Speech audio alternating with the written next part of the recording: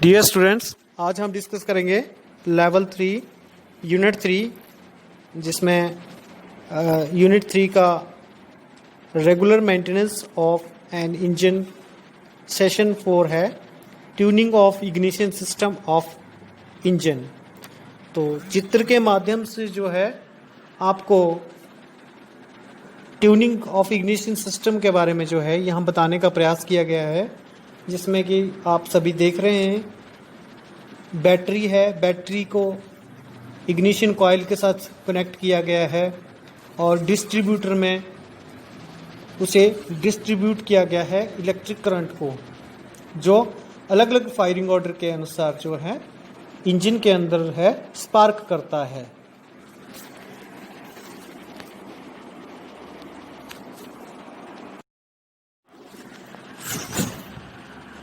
Tuning of ignition system में introduction में हम इसकी इंट्रोडक्शन करेंगे कि इसमें विभिन्न प्रकार के जो कंपोनेंट्स होते हैं या इसमें जो इसका कार्य होता है वो किस प्रकार से होता है।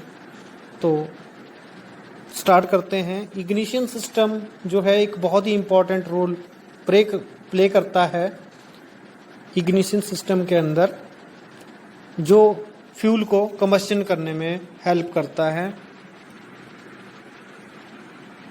इग्निशन सिस्टम जो होता है करंट को 12 वोल्ट से लेकर 20,000 वोल्ट तक कन्वर्ट करता है, जो इग्नाइट करने के लिए चार्ज को हेल्प करता है। यदि हमारा जो वोल्टेज कम होगी तो फ्यूल पूरी तरह से नहीं जलेगा, क्योंकि उसमें वीक स्पार्क होगा और प्रोसेस कंप्लीट नहीं होगा।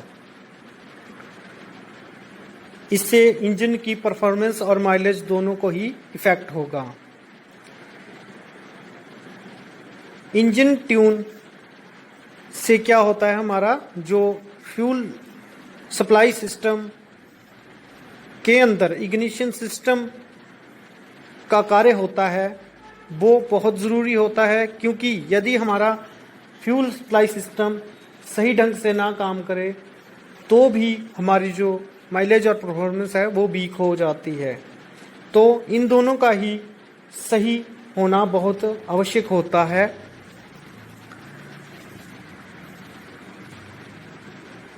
इग्निशन सिस्टम के अंदर जो होती हैं बहुत सारी वायर्स होती हैं जो करंट को कैरी करके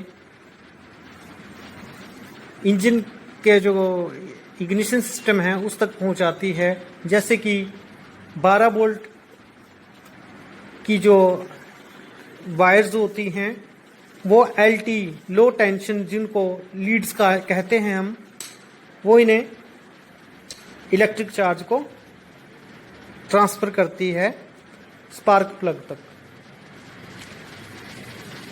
नेक्स्ट है हमारा जो मोटी तारें होती हैं वो बैटरी के साथ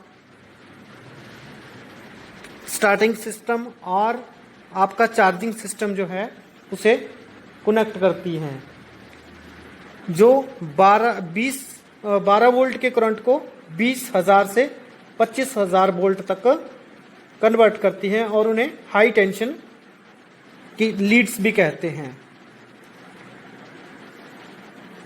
इग्निशन सिस्टम जो है इसे दो तरह से हम क्लासीफाई करते हैं, primary circuit and low tension leads, जिसे हम high tension leads secondary circuit भी कहते हैं। इसे क्लासीफाई करने के लिए हम सिंपली अगर कहें तो प्राइमरी सर्किट और सेकेंडरी सर्किट भी कहते हैं। प्राइमरी सर्किट में लो टेंशन लीड्स यूज की जाती हैं और सेकेंडरी सर्किट में हाई टेंशन लीड्स यूज की जाती हैं, जिनमें बैटरी के साथ हाई टेंशन कॉइल को जोड़ा जाता है और यह CDI डिस्ट्रीब्यूटर के साथ जोड़ा जाता है, जिससे कि अलग अलग फायरिंग ऑर्डर के अनुसार इंजन के अंदर जो है स्पार्क प्लग के द्वारा स्पार्क प्रोड्यूस किया जाता है।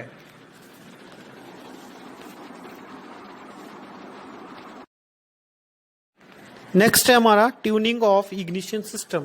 तो इग्निशन सिस्टम की ट्यूनिंग के लिए हम जो डिफरेंट स्टेप्स यूज करते हैं वो इस प्रकार से हैं। सबसे पहले हमें बैटरी टर्मिनल्स को चेक करना चाहिए, यदि वो लूज हों तो उन्हें टाइट करना चाहिए, यदि वो खराब हो गए हों तो उनकी जगह चेंज करके नए जो क्लैंप हैं और टर्मिनल जो हैं उन्हें यूज करना चाहिए। नेक्स्ट है inspect the socket connections for slackness. हम सभी ने देखा होगा कि जैसे ही बैटरी पुरानी होती जाती है तो उसके टर्मिनल पर वाइट पाउडर जमना शुरू हो जाता है, जिसे हम स्लैकनेस कहते हैं। यदि ऐसा हो रहा हो तो हमें उसको जो है वहाँ से रिमूव करना चाहिए।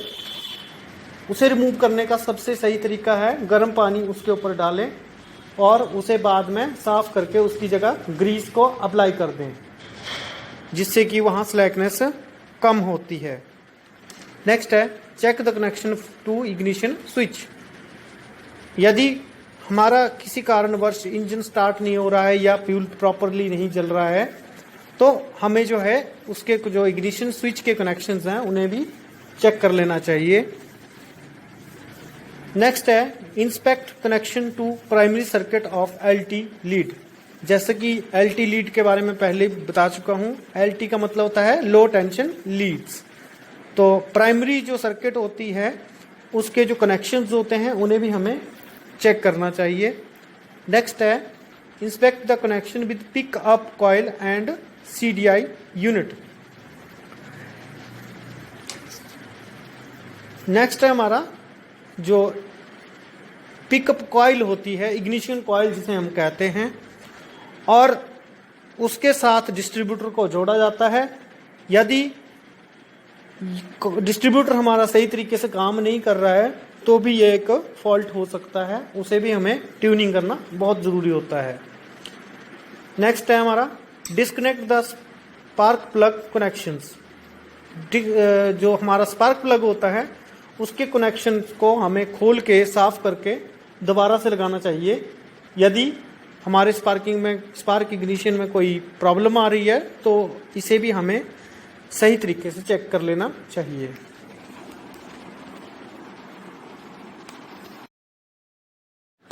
नेक्स्ट स्टेप है हमारा जो डिस्ट्रीब्यूटर कैप है उसे चेक करें, क्योंकि इसे जो है डिस्ट्रीब्यूटर कैप को जो है हाई टेंशन लीड्स के कनेक्शन जो होते हैं वो भी लूज होते हैं, तो वो भी एक कारण होता है कि हमारा जो इंजन है वो सही तरीके से परफॉर्म नहीं कर पाता है।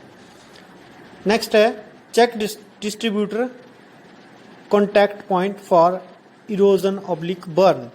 तो यदि हमारे जो डिस्ट्रीब्यूटर कैप के अंदर जो कॉन्टैक्ट ब्रेकर पॉइंट्स होते हैं वो अगर घिस गए हों या जल गए हों तो वो भी एक कारण रहता है कि हमारा जो इंजन है वो सही तरीके से जो है काम नहीं करता है, स्टार्टिंग में भी प्रॉब्लम करता है।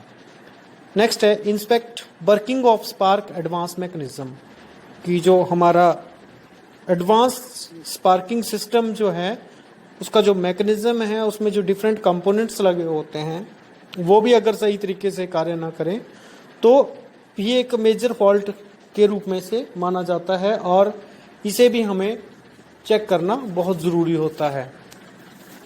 नेक्स्ट है clean distributor cap and fix it properly. जो डिस्ट्रीब्यूटर कैप होता है उसे खोल के उसे अच्छी तरह से साफ करके और उसके जो कॉन्टैक्ट ब्रेकर पॉइंट्स होते हैं उन्हें हल्का हल्का सा रब करके जो है हम उसमें उसे फिट कर सकते हैं, जिससे कि वो सही तरीके से कार्य करता है। नेक्स्ट है हमारा जो लास्ट स्टेप है use appropriate spanner लूजन the spark plug slowly for each cylinder. जो हमारा स्पार्क प्लग होते हैं उन्हें सही तरीके के स्पैनर के साथ ही जिस नंबर का स्पार्क प्लग हो उसी के अनुसार ही सही स्पैनर जो है हमें यूज करना चाहिए।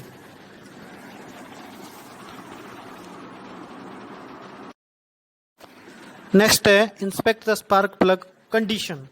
तो इसमें हम स्पार्क प्लग को खोलेंगे और इसकी जो कंडीशन है उसे चेक करेंगे। तो इसमें हमारे को विभिन्न प्रकार के जो कलर्स जो होते हैं वो दिखाई देते हैं, जैसे कि हमारा है ब्लैक स्पॉट कलर जो ब्लैक स्पॉट होता है उसका मतलब होता है कि हमारा इंजन के अंदर जो है रिच मिक्सचर ज़्यादा जा रहा है और इंजन ठंडा होता है, ये एक कंडीशन होती है। नेक्स्ट डेड वाइट सूट, तो lean mixture and hot engine, fuel कम जा रहा है और इंजन ज़्यादा गर्म हो जा रहा है। ब्राउनिश कलर का मतलब होता है कि नॉर्मल है, कि हमारा जो फ्यूल है वो भी सही जा रहा है और स्पार्किंग हमारी सही तरीके से हो रही है।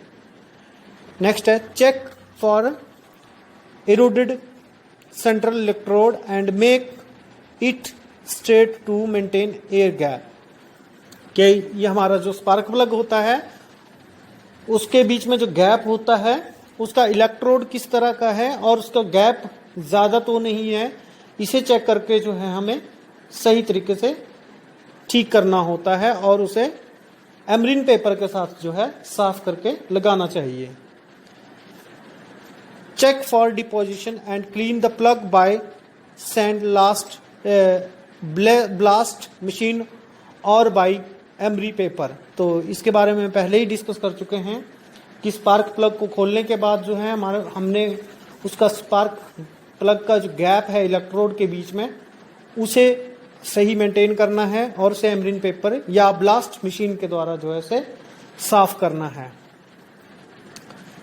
नेक्स्ट है हमारा using wire feeler gauge to set the spark plug gap as per the specification, जिस भी इंजन की हम जो स्पार्क प्लग का गैप मेंटेन कर रहे हो वो उस इंजन की स्पेसिफिकेशन के अनुसार ही हमें करना चाहिए और उसे वायर फिलर गेज के द्वारा ही सेट करना चाहिए।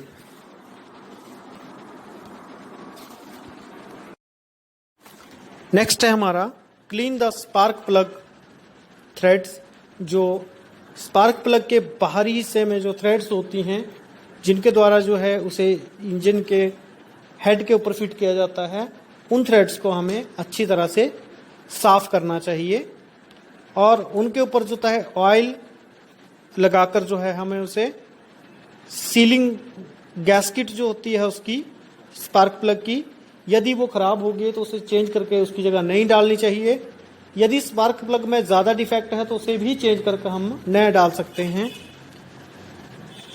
सेकंड, इसमें थर्ड पॉइंट है to install plug first fix it with hand, तो स्पार्क प्लग को हमें सबसे पहले जो है हेड के ऊपर फिट करने से पहले उसे हाथ से हल्का हल्का फिट करना चाहिए ताकि उसके जो थ्रेड्स होते हैं वो हेड के थ्रेड्स के साथ जो है अच्छी तरह मैच हो जाएं। उसके बाद उसे हमें हल्का हल्का टाइट करके एक स्पेसिफाइड टॉर्क के साथ ही उसे फिट करना चाहिए और उसके ऊपर टॉर्क अप्लाई करना चाहिए। इस सारी प्रोसेस के बाद ही हमें जो लेड वायर्स होती हैं विद प्लग जो है उसे वहां पे फिट करना चाहिए और इंजन को इस सारी प्रोसेस के बाद स्टार्ट करना चाहिए और उसकी साउंड को चेक करना चाहिए, जिससे कि हमें उसके अंदर कुछ बदलाव लगे तो उनसे हम आइडेंटिफाई कर सकते हैं कि हमारा इंजन जो है वो इग्निशन जो सिस्टम है हमारा वो सही तरह से ट्यून अप हो गया है।